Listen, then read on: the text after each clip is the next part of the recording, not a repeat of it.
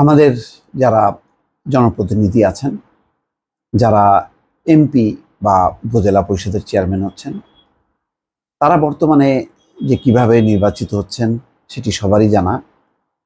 জনসমর্থন থাকুক বা না থাকুক, প্রতিদ্বন্দ্বিতা থাকুক বা না থাকুক, বহুদলীয় ব্যবস্থায় নানা দলের প্রার্থী থাকুক বা না থাকুক, যারা ক্ষমতায় আছেন তারা ক্ষমতার ছত্রছায়ায় হয় স্বতন্ত্র হিসেবে না হয় দলীয় হিসেবে তারা যে কোনো উপায়ে জিতে যাচ্ছে। এখন অধিকাংশ নির্বাচিত যে সংস্থাগুলো ক্ষমতাসীনদের দখলেই বলতে গেলে।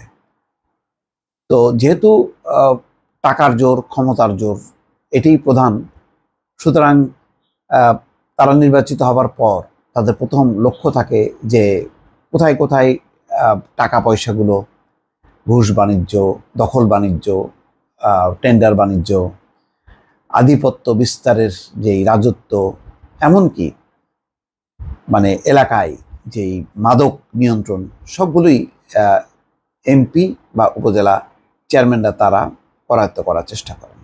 ময়মনসিংহ তার ব্যতিক্রম না। ময়মনসিংহের একজন এমপি সম্পর্কে তেমন একটি রিপোর্ট এসছে যে ময়মনসিংহের সংসদ সদস্য হয়েই নানা বিতর্কে মালেক সরকার, এই শিরোনামে রিপোর্টটি। তাতে বলা হচ্ছে উপজেলা চেয়ারম্যান থেকে এমপি হয়ে আব্দুল মালেক সরকার নানা বিতর্কিত কর্মকাণ্ডে জড়াচ্ছেন বলে অভিযোগ আওয়ামী লীগ নেতাদের। অভিযোগগুলো কিন্তু আবার পাবলিকলি না, আওয়ামী লীগের ভেতর থেকেই উঠছেন, কেননা সেখানেও স্বার্থের দ্বন্দ্ব আছে, সেখানেও কোটা আছে যে একজনের ভাগ হয়তো দখল হয়ে যাচ্ছে, তখন সে সোচ্চার হচ্ছে। এই হচ্ছে আর কি, মানে ভাগাভাগির দ্বন্দ্ব সংঘাত থেকে কিছু কিছু খবর গণমাধ্যমে চলে আসছে। ময়মনসিংহের ফুলবাড়িয়ায় এমপি আব্দুল মালেক সরকারের বিরুদ্ধে একটি পরিবহন কোম্পানি দখল করে নেওয়ার অভিযোগ উঠেছে। একটা পরিবহন কোম্পানি সেটা দখলে চলে গেছে তার।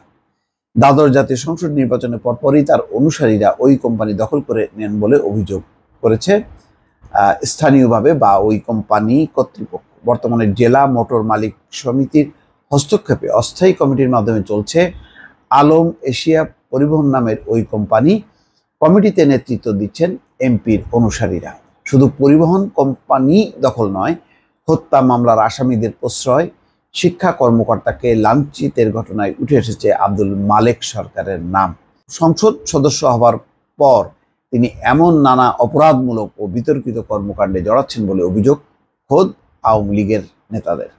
উপজেলা চেয়ারম্যানের পদ থেকে পদত্যাগ করে গত 7ই জানুয়ারি অনুষ্ঠিত সংসদ নির্বাচনে স্বতন্ত্র প্রার্থী হিসেবে অংশ নেন উপজেলা আওয়ামী লীগের সহসভাপতি আব্দুল মালেক সরকার।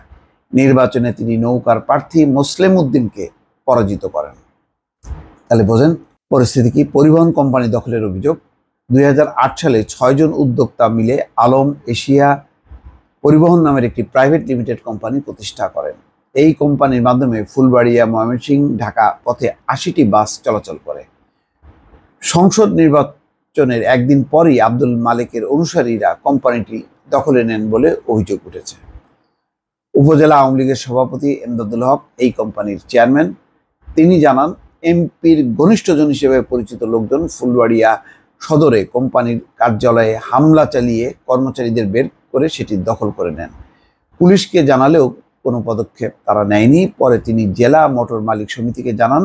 দখল হওয়ার পর আর কার্যালয়েও যেতে পারেননি। পরে জেলা মোটর মালিক সমিতি 19শে জানুয়ারি 9 সদস্যের পরিচালনা কমিটি করে দেয়।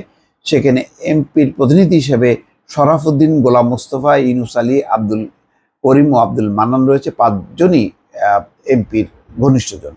ফুলবাড়িয়া থানার ওসি মোহাম্মদ রাশেদুজ্জামান বলেন, পরিবহন দখলের মৌখিক অভিযোগ পেয়েছিলেন তিনি, তবে মোটর মালিক সমিতির সিদ্ধান্ত নেওয়ায় আর কোনো পদক্ষেপ তারা নেয়নি।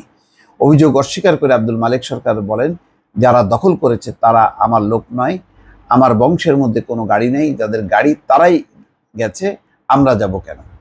যারা দখল করেছে তারা কোম্পানির কেউ নয় উল্লেখ করে চেয়ারম্যান এমদাদুল হক বলেন, মালিক সমিতি 3 মাসের জন্য কমিটি করে দিয়েছিল, ইতিমধ্যে 3 মাস পেরিয়ে গেছে, এখন তিনি মোটর মালিক সমিতির সিদ্ধান্তের অপেক্ষায় আছে। এই হচ্ছে অবস্থা। এখন এই অভিযোগ পাল্টা অভিযোগে কেউ নিরপেক্ষভাবে যে বিচার করে কোনটা সঠিক কোনটা বেঠিক এটি নির্ধারণ করবে এরকম কোনো কর্তৃপক্ষ কি স্থানীয়ভাবে আছে?